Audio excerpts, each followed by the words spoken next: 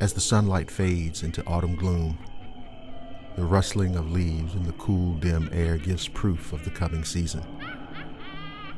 Overhead, the insidious cackle of witches flying pierce the darkness.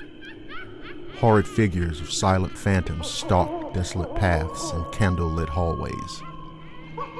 And all manner of things, goblins, banshees, and vampires, hide amongst the growing shadows.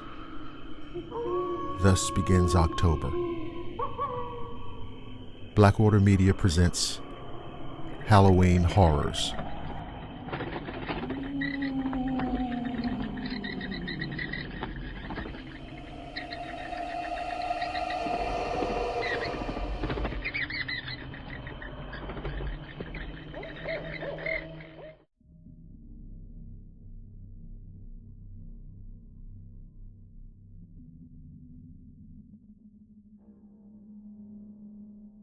When I was really little, I think maybe 5 or 6, my parents would let me stay up late on weekends and watch TV until I fell asleep.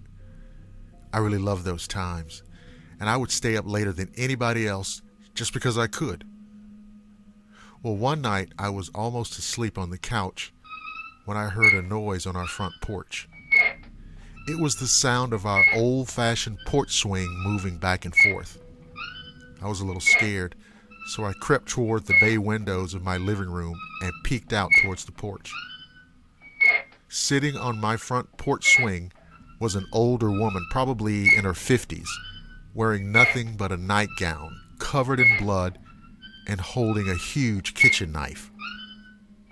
I absolutely flipped the fuck out and ran screaming into my parents' room, but was too terrified to form words.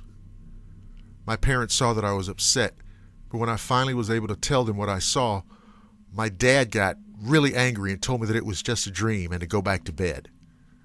I refused and kept crying and screaming until he had had enough and snatched my arm and dragged me towards the front door to prove there was nothing there.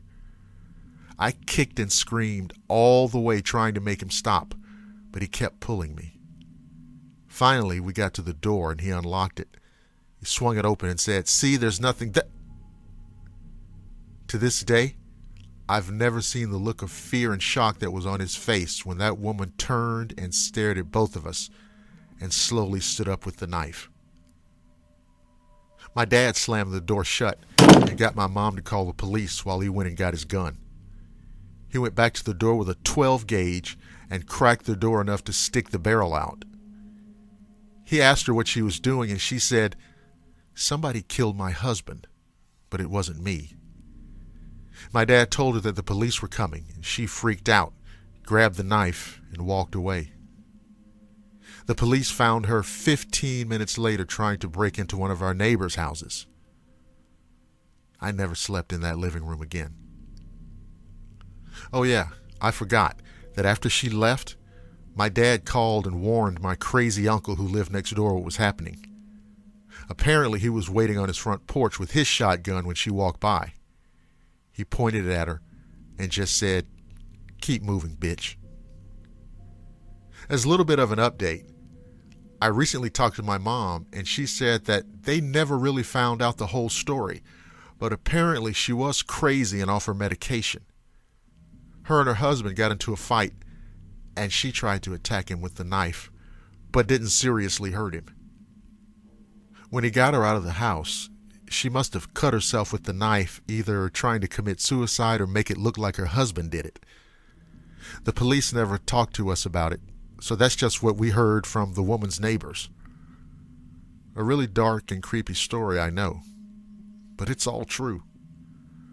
I hope you enjoy listening to it, and I wish you all a happy Halloween.